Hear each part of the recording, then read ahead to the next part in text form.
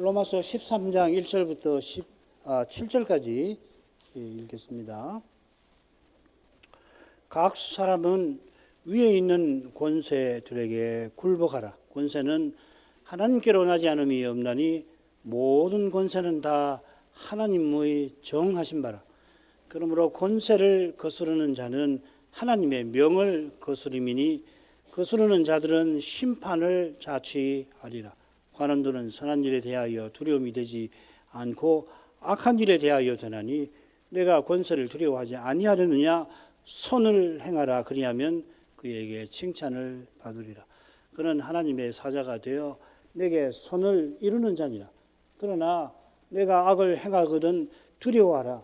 그가 공연히 칼을 가지지 아니하였으니 곧 하나님의 사자가 되어 악을 행하는 자에게 진노하심을 위하여 보응하는 자니라. 그러므로 굴복하지 아니할 수 없으니 너를 인하여만 할 것이 아니요 또한 양심을 인하여 할 것이라.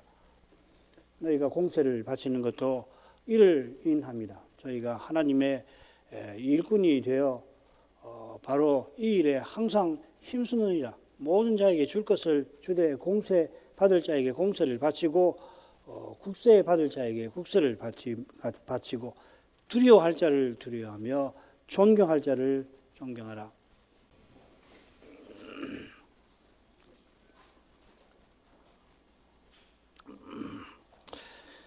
바울 사도가 위에 있는 권세들에게 복종하라. 로마 신자들에게 권한합니다. 그러니까 이 권세는 무엇보다도 로마 황제를 가리키겠죠. 얼른 이 권면은 그리스도 세계를 세우는 그리스도 윤리와 다소 어울리지 않을지 모르겠습니다. 그런데 그리스도 윤리의 이 핵심 강령을 다루는 둘째 단락 12장 9절부터 13장 10절 줄거리를 보면 이 권면이 지난 시간 살핀 원수 갚지 말라 하신 권면과 더불어 한가운데 나옵니다. 한가운데 나온다고 해서 반드시 더 중요하다는 것은 아닙니다만은 그리스도의 세계가 사회가 서나가는 그 이 현실, 죄 있는 이 현실을 생각하면 이 국가 권력은 결코 작은 주제가 아닌 것입니다. 로마인 교회, 로마인들의 교회는 이 소신을 받고 얼마 있지 않아서 네로 황제의 잔인한 핍박을 겪게 됩니다. 유명한 그 로마의 대화재 아시죠? 64년에 있게 됩니다. 이러한 핍박이 주 313년 소위 그 밀라노 칙령 때까지 그때 되면 이제 기독교가 국가 종교로 인정을 받아서 핍박을 받지 않게 되는데 그때까지 무려 150년이나 이어질 것입니다. 요한계시록 13장에 바다에서 올라오는 짐승 곧 세상 제국은 그때만 아니라 재림 직전에는 가장 잔인한 환난을 교회에 퍼붓게 될 거라고 묵시록은 교훈합니다. 다니엘의 이상을 보더라도 로마 제국까지 내시죠. 바빌로니아, 페르시아, 헬라 그리고 로마 제국까지 세상 제국을 흉측하고 잔인한 짐승으로 묘사합니다. 이 세상 제국들에 이어서 인자의 나라 하나님의 형상으로 지으셨는데 그 인자의 나라가 세워지고 그 나라는 영원한 것이라 하였습니다. 이 일을 위해서 하늘의 하나님께서 놀랍게도 세상 제국들을 쓰십니다. 대표적인 인물이 이 페르시아를 세운 고레스지요. 이사야 선지자를 통해서 고레스가 나기 전에 100년이나 더 전이 될런지 그를 이사야는 나의 기름 받은 종이라 여호와께서 부르시고 그를 통해서 이스라엘 포로를 돌이키실 것을 이사야는 이런 말씀을 예언하지 않습니까? 여호와 하나님은 바빌로니아의 그 느부갓네살도 막대기로 써서 자기 백성을 심판하셨습니다. 로마 제국의 핍박을 생각하면 사도의 권면을 위에 있는 권세에게 굴복하라 이 권면을 선뜻 이해하기 힘든 면이 있긴 합니다만은 우리 하나님이 세상 나라를 통하여 행하시는 일은 사람의 이해력을 넘어서는 것입니다.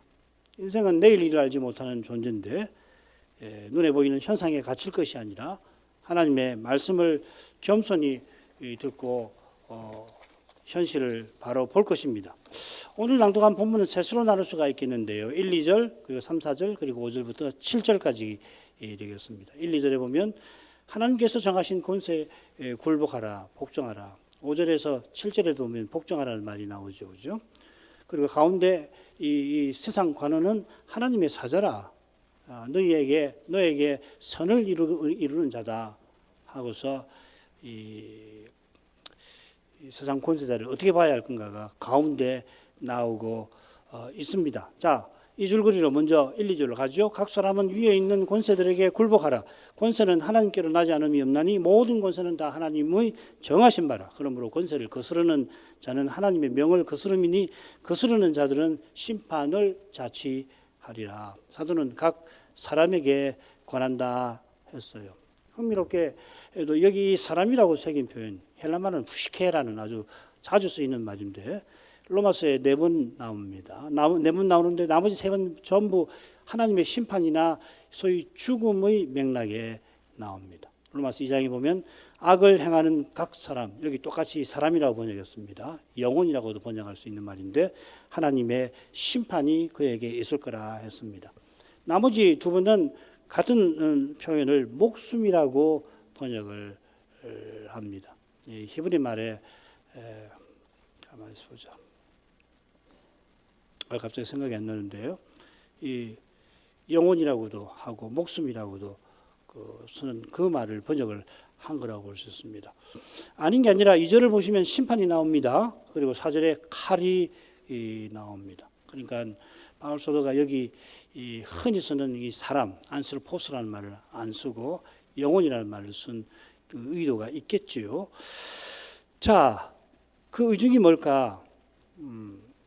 심판과 중과 관련된 이 표현을 쓴 의중, 그 의중은 이 셋째 부분이 방금 읽은 로마서 13장 1절부터 7절까지가 둘째 부분과 짝을 이루는 것과도 무관치 않을 겁니다. 둘째 부분에 보면은 원수를 친히 갚지 말고 하나님의 진노하심에 맡기라 하고 나면서 원수 갚는 것이 내게 있다. 하나님의 심판을 근거로 됐죠. 이 진노, 올게라는 말인데 여기 2번 나옵니다. 그리고 선이나 악, 원수 갚음, 이 둘째 부분 12장 19절부터 21절에 나오는 이 중요한 이 어휘가 이 셋째 부분에 똑같이 나와요. 그러니까 둘을 서로 붙여서 읽도록 살피도록 사도가 글을 쓴 거고 교훈하는 거죠. 사람이 볼 때는 원수를 갚고도 남을 만한 그런 고난을 당할 때라도 신자는 그 현실을 하나님께 맡겨야 하는데 그런 현실에서 국가가 선을 이루는 사자로서 핍박받는 신자를 도와야 할 것입니다. 문제는 이 국가가 핍박을 하는 것이 문제죠. 그죠? 자, 좀 이따 생각해 보십시다. 각 사람은 위에 있는 권세들에게 굴복해야 합니다. 이 권세라는 말 로마서에 5번 나오는데 4번은 오늘 읽은 부분에 나오고요. 한 번 하나님께 쓰여요. 하나님께 직접 쓰이는 건 아닙니다. 토기장이가 그릇 만드는 권이 있다 하였는데 그 결국 하나님께 관한 거죠. 그죠? 토기장이가 그릇 만드는 권세, 그릇에 대하여 갖는 권세는 하나님께서 갖고 계시는 권세에 견주지 못하겠죠. 하나님께서 지극히 큰 권세를 지니셨다 그 말인데 그 말은 결국 권세는 하나님께로 나지 않음이 없음을 뜻합니다. 모든 권세를 하나님께서 갖고 계시고 주시는 거죠. 천사 중에 권세라고 하는 직함을 가진 천사도 있고요. 이런 천사와 비슷한 직함이 뭔가 하면은 정사라든지 통치죠. 능력, 보좌 혹은 주관이라고 하는 직함을 가진 천사들 있는데 이 천사들은 특별히 주님 오시기 전에 세상 통치에 관여를 했죠. 다니엘서 10장에 보면은 페르시아 군이 있고 그리고 헬라 군이 있고 또 이스라엘 군이 있죠. 이 군은 천사장을 가리키는 겁니다. 페르시아 군에서 페르시아 임금이 아니라 헬라 군에서 헬라의 제왕이 아니라 그 헬라 제국과 페르시아 제국을 다스리는 악한 천사장을 가리키고 하나님의 백성인 이스라엘을 다스리는 그 군장이 바로 미카엘이죠. 요한계시록 최후의 전쟁에 12장이 나오는구나. 예수님이 부활 때 마귀와 더불어 싸우는 천사장 미가엘 거기도 나오죠. 그러니까 이런 이 천사들은 하나님의 통치를 위한 권세를 하나님께 받았습니다. 천계만 아니라 인간계도 하나님께서 권세를 주세요. 베드로전서 2장 13절 14절에 좋은 예가 나옵니다. 인간의 세운 모든 제도를 주를 위하여 순복하되 혹은 위에 있는 왕이나 혹은 악행하는 자를 징벌하고 선행하는 자를 포장하기 위하여 그의 보낸 방백에게 하라. 베드로 사도는 권세라는 말 대신 인간에 세운 모든 제도라 아주 독특하게 표현을 하고서 예를 왕과 방백을 듭니다. 흥미롭게도 14절까지 읽었는데 17절에 가면은 거기 왕을 공경하라 하는 명령이 나오는데 앞에 무사람을 공경하라 그랬죠. 그죠? 이게 다스리는 것이 곧 섬기는 하나님 나라의 관점을 사도가 베드로전서 2장 17절에서 잘 보여주고 있습니다. 바울 사도 하나님 나라에서는 그리스도를 경외함으로 피차 복종하라 했죠. 서로 복종하라. 서로 사랑하라는 것과 사실상 같은 겁니다.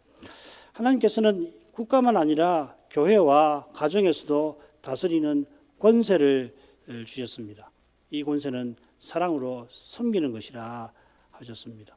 사랑으로 섬기는 권세는 더욱 존경을 받게 될 것입니다.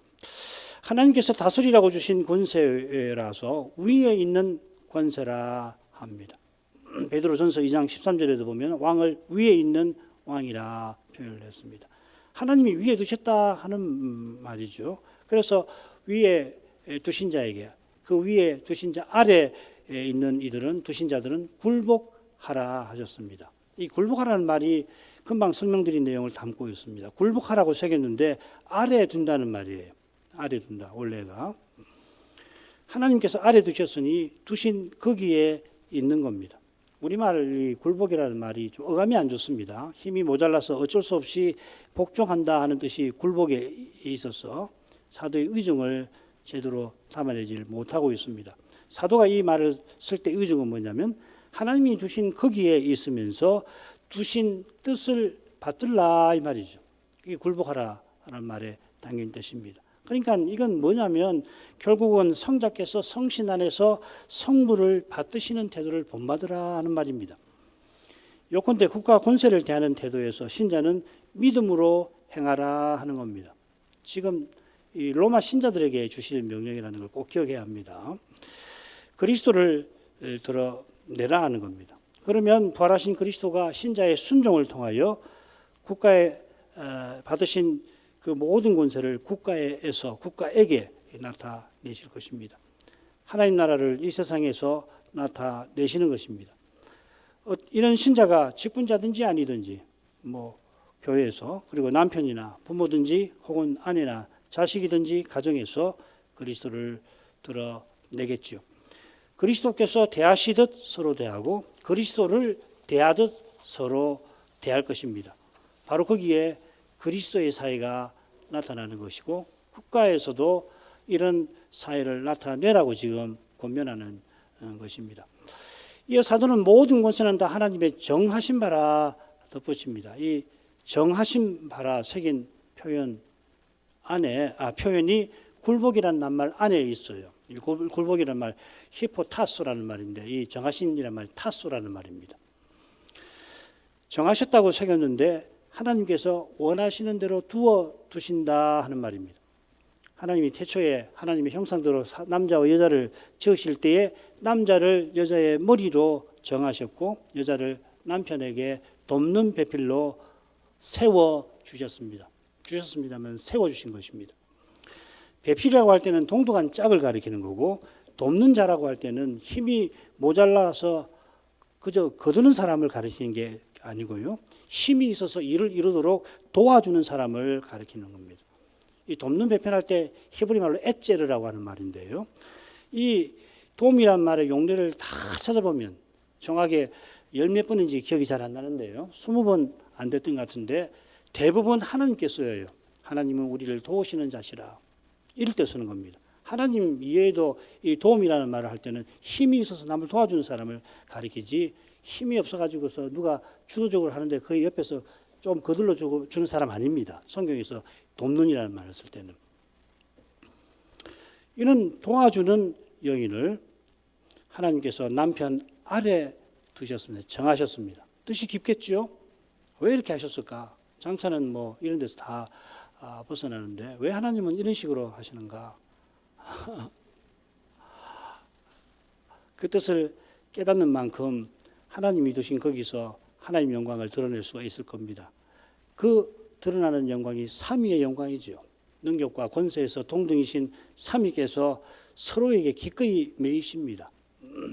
아버지 성신 안에서 아들의 아버지로, 아들도 그 성신 안에서 아버지의 아들로, 성신은 아버지의 신, 아들의 신으로 기꺼이 계시는 것입니다.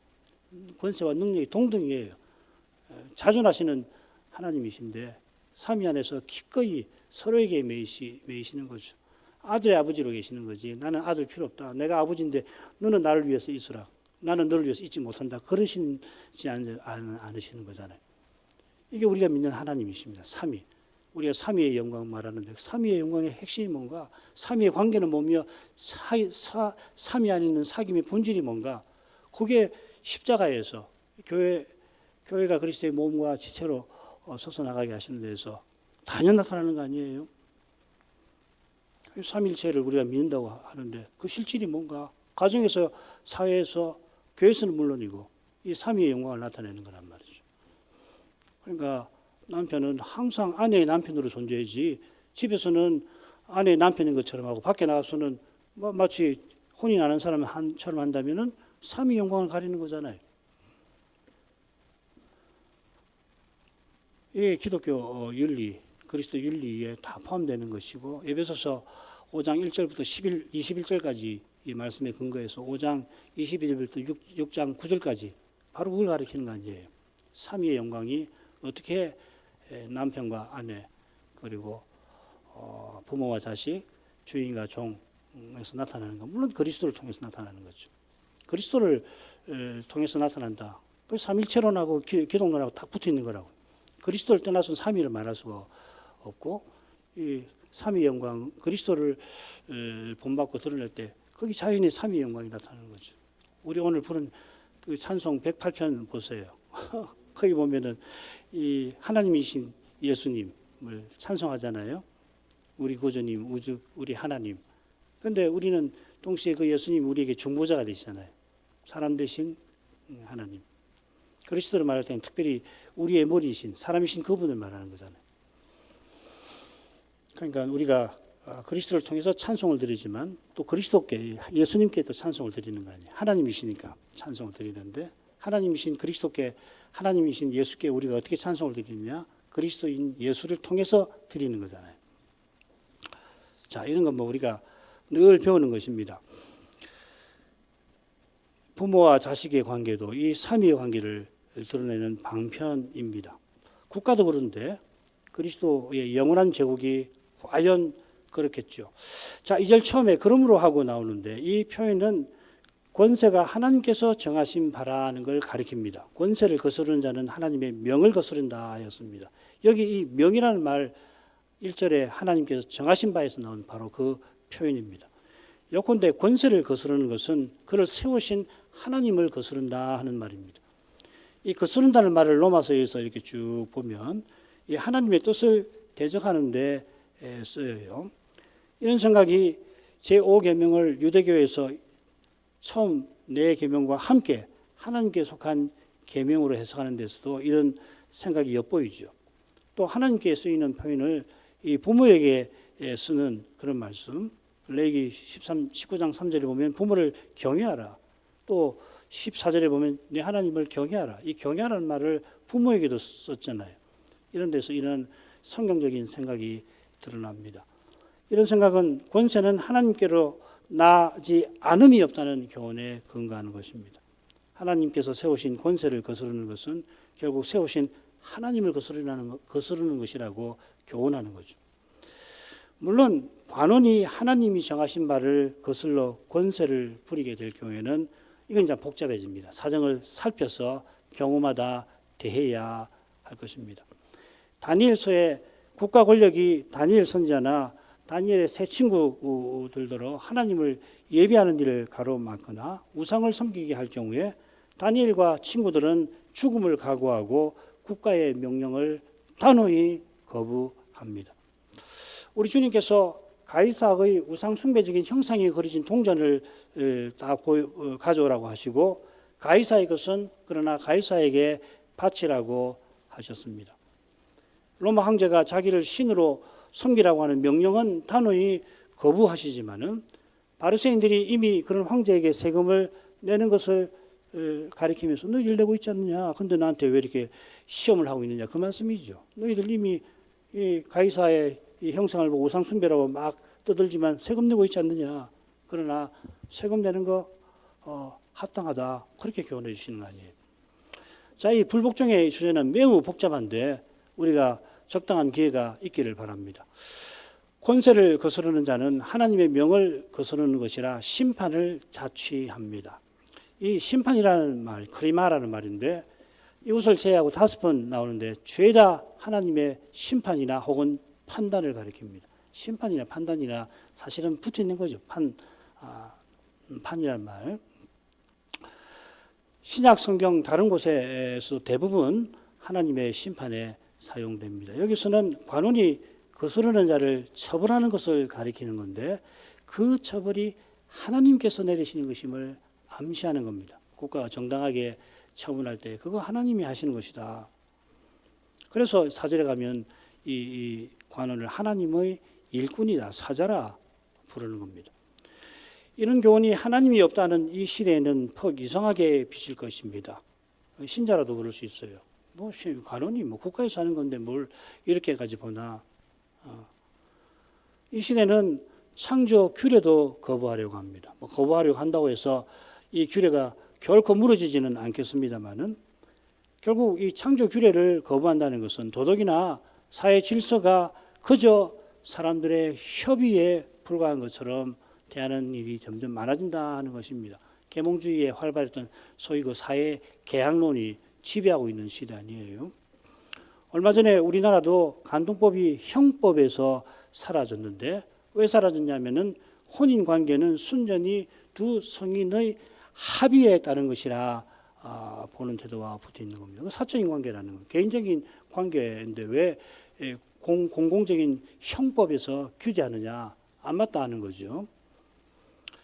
성경은 그렇게 보지 않습니다.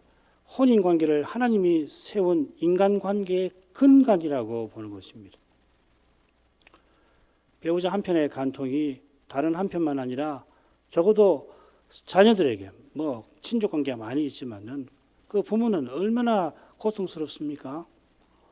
부모를 놔두고 양가 부부를 놔두고 적어도 자녀들에게 미치는 피해가 고작 금전으로 보상이 될 수가 있냔 말이죠. 이런 변화는 이성적인 인간이 도덕법을 만들어낼 수 있다는 계몽주의적 사고방식과 붙어 있습니다. 그로부터 계몽으로부터 200~300년 전만 지나면 서양 사람들은 생각 전혀 못해요. 어이구 법이라는 거 어떻게 인간이 만드나 신이 내리시는 거지 세우시는 것이지 이렇게 생각했잖아요. 이 사고방식은 인간 이성을 하나님도 심판할 수 있는 재판장으로 높입니다. 철학자 칸트가 인간을 수단이 아니라 목적으로 대해야 된다고 주장을 했지만은 목적으로 격상된 인간이 이성만으로 만든 그 체계가 오히려 인간의 자유를 박탈하고 있습니다. 지금 하나님이 없다고 하면서 뭐든지 하려고 드는 인간은 자기가 만든 인공지능이 지금 뭘 하는지 모르는 지경에 이미 떨어졌습니다. 지금 이게 굉장히 심각한 주제입니다. 조금만 인식을 갖고 보시면은 지금 현대 사회에 가장 심각한 문제 몇 가지 있어요. 기후 문제도 있고 뭐 그런 거 아시겠는데 또 한 가지가 뭐냐면 인공지능 문제예요. 지금 인공지능이 뭘 하고 있는지 엔지니어도 프로그래머도 몰라요.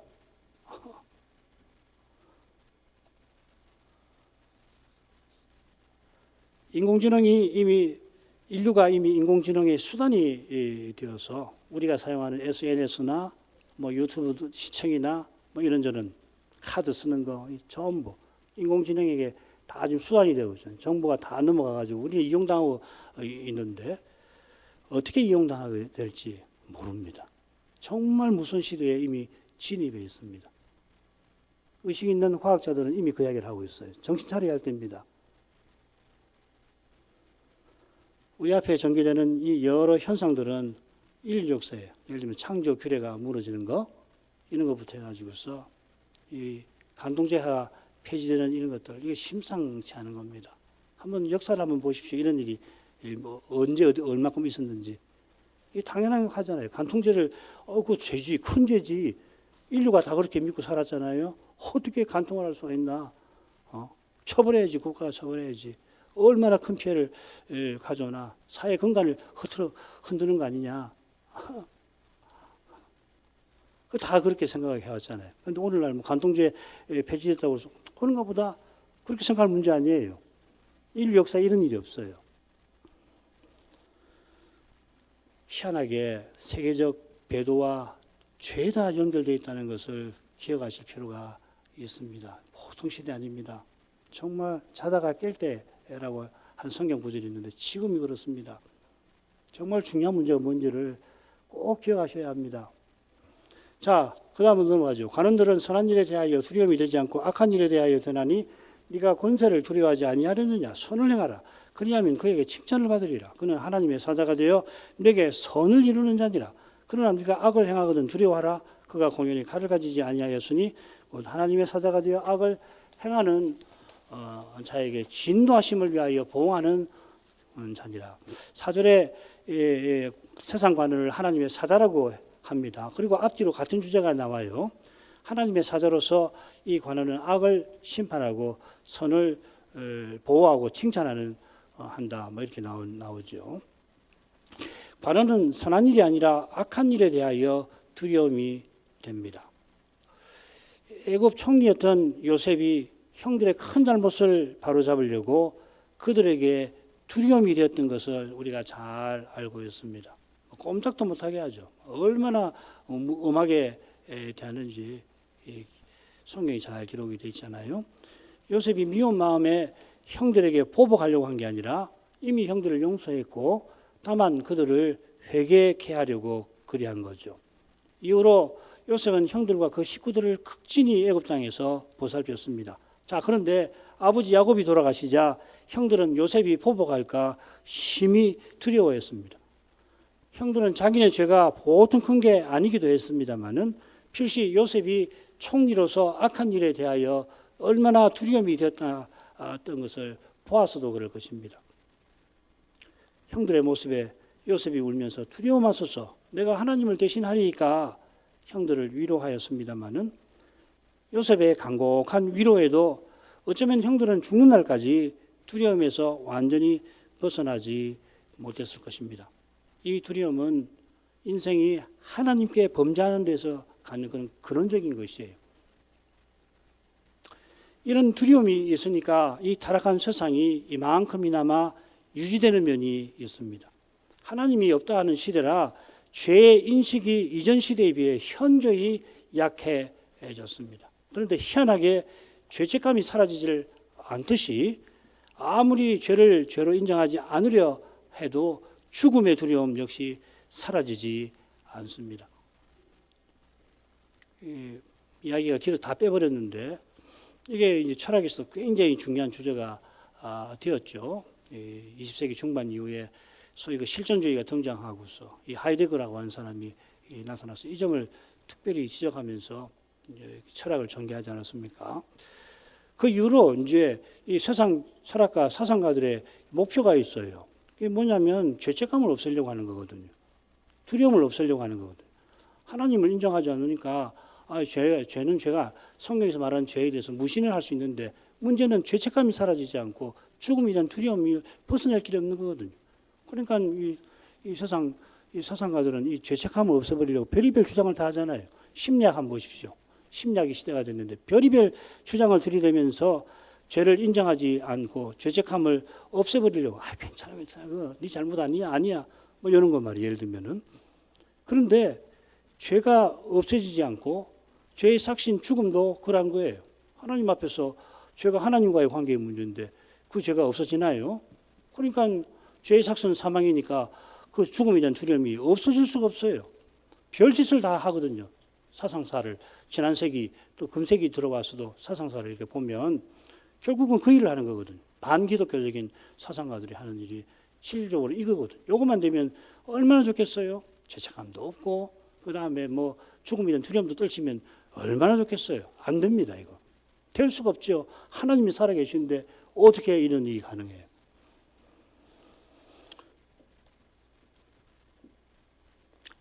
이런 두려움이 있어서 죄를 지은 사람에게 두려움이 일어나게 하셔서 이 관원의 권세가 여전히 무시되지 않는 거죠. 집에서는 뭐 권세자에 대해서 별 욕을 다 하고 다 해도 그래도 막상 죄 문제나 어떤 실질적인 문제가 있으면 두려움을 갖게 되잖아요. 무섭거든요.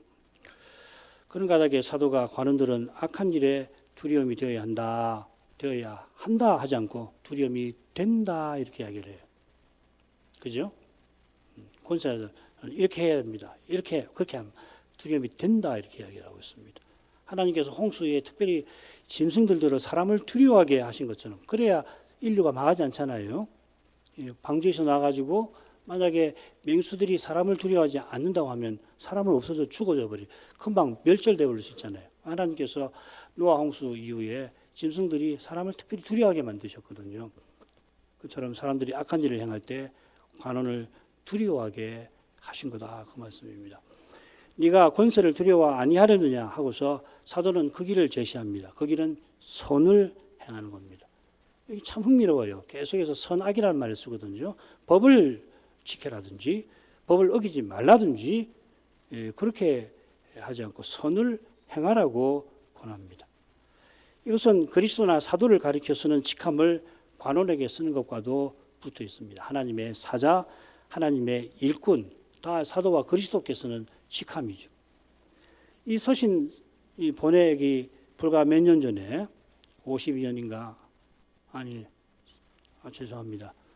클라우디오스가 뚜렷한 이유도 없이 49년인지 47년인지 잘 모르겠습니다. 유대인들을 로마에서 추방을 시켜버려요. 뭐 그 이유가 없지는 않은데 아주 터무니없는 거거든요. 그때 추방된 아굴라와 브리실라 부부가 고린도로 와서 바울을 만나가지고 봉사를 하지 않았습니까? 이렇게 나쁜 클라우디우스 황제는 그나마 나은 황제고요. 다른 황제들의 악행은 입에조차 담기 힘들 지경입니다. 여기서 일일이 밝히기가 꺼려질 정도입니다.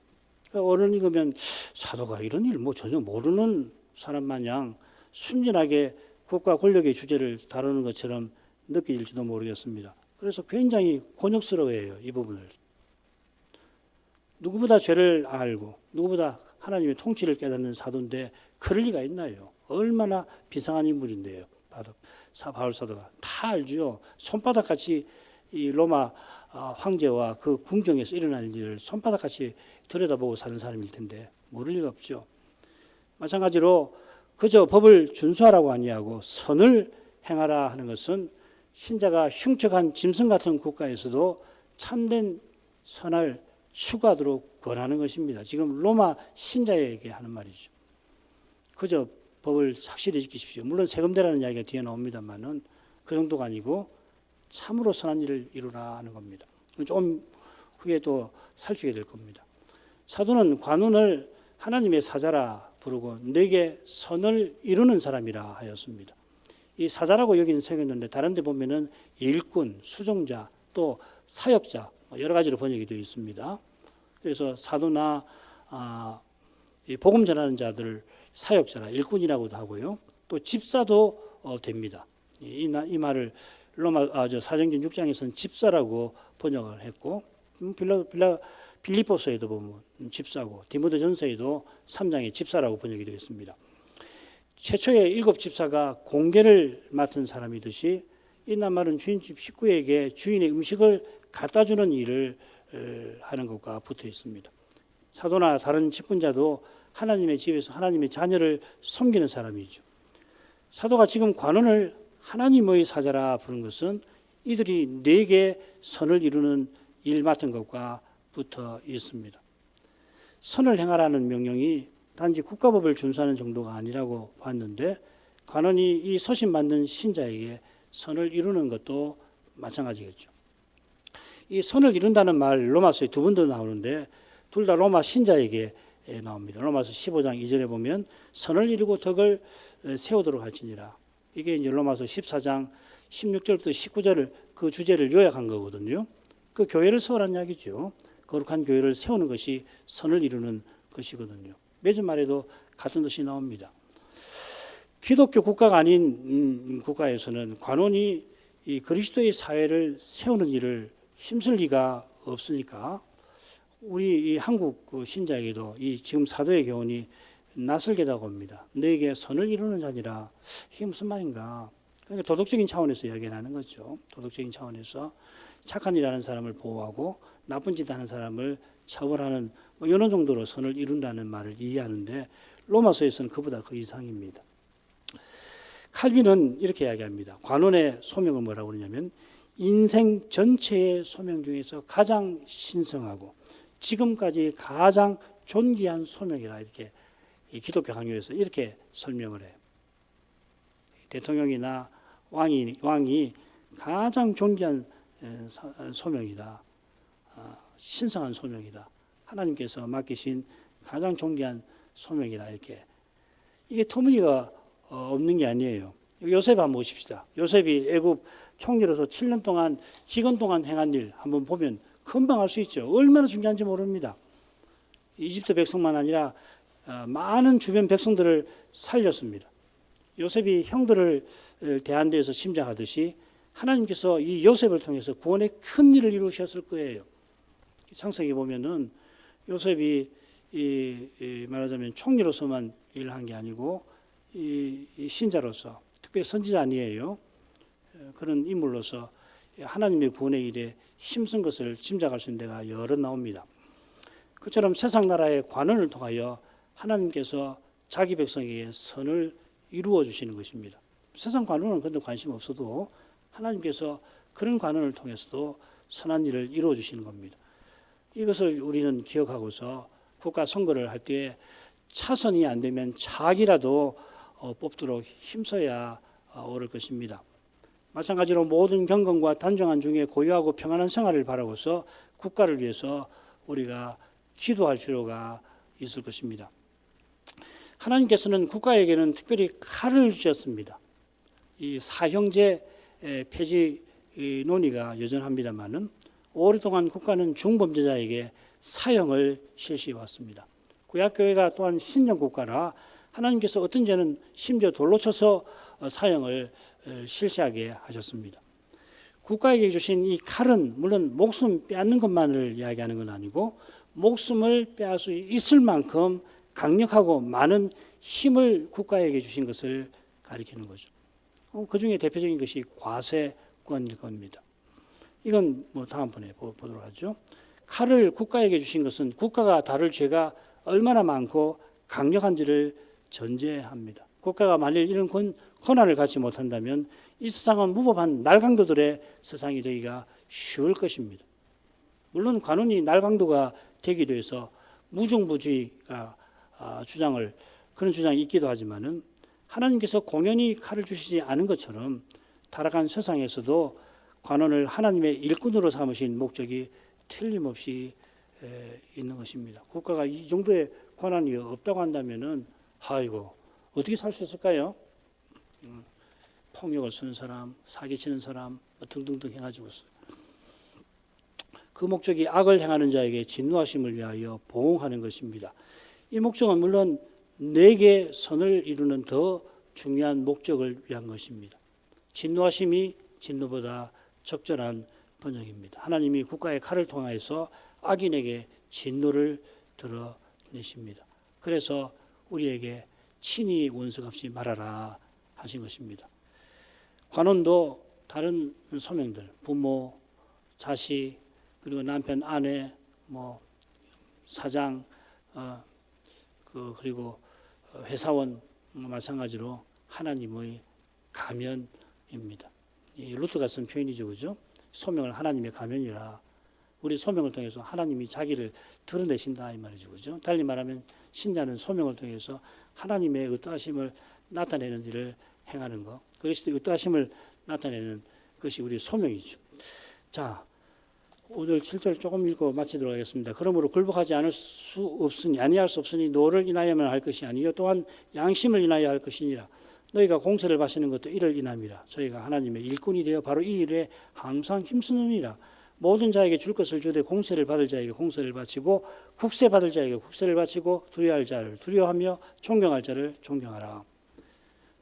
5절에 그러므로는 관원을 하나님의 종으로 세우신 목적을 가리킵니다. 하나님께서 신자에게 선을 이루고 악인을 진노하시기 위하여 권세자를 세우셨습니다.